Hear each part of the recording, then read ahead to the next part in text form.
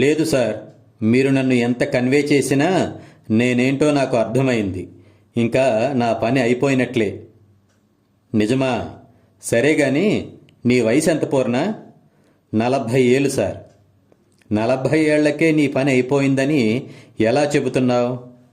Sir, 10 times government job కోసం try చేశాను, but సాధించలేకపోయాను. అయితే అయితే ఏంటి సార్? నేను నా గోల్ని రీచ్ కాలేకపోయాను. సో నువ్వు నీ గోల్ని రీచ్ కాలేకపోయావు కాబట్టి నీ పని అయిపోయింది కదూ? Yes sir.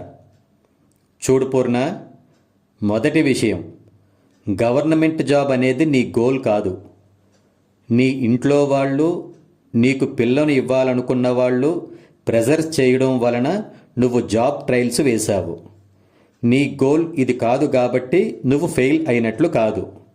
ఇక రెండవ విషయం, 40 ఏళ్లకే నీ పని అయిపోయిందనుకోవడం పిచ్చి మాట.